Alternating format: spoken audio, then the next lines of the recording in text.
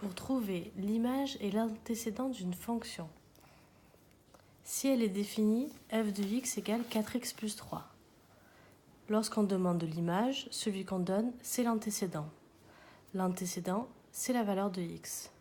Donc le 5 doit être remplacé à x.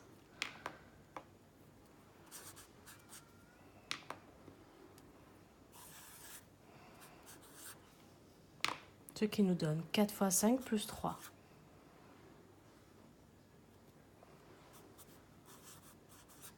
On écrit donc f de 5 est égal 23.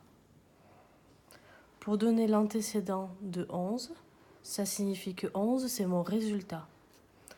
Donc, 4x plus 3 est égal à 11 et je cherche la valeur de x. On résout l'équation.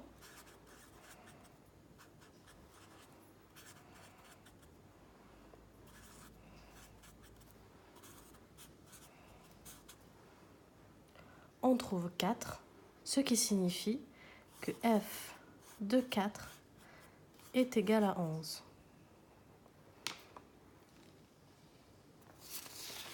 Lorsqu'une fonction est définie par un tableau de valeurs, donner l'image de 2, ça signifie que 2, c'est la valeur de x, c'est donc le 2 qui est en haut.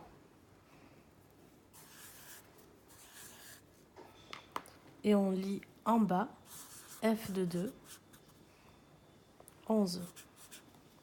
Donner l'antécédent de 7 signifie que 7, c'est l'image. Je le lis donc en bas.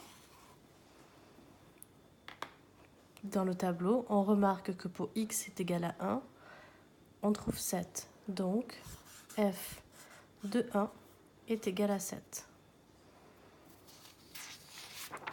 Pour une fonction qui est définie par un graphique, pour donner l'image de moins 1, signifie que moins 1, c'est l'antécédent, c'est celui qui est ici.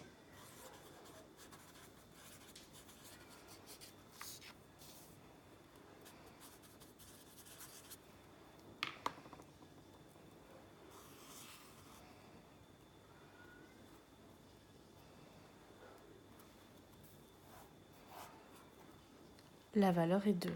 Donc, f de moins 1 est égal à 2.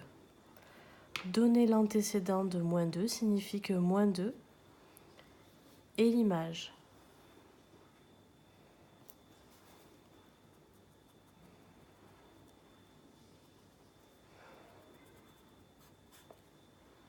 C'est plus 4.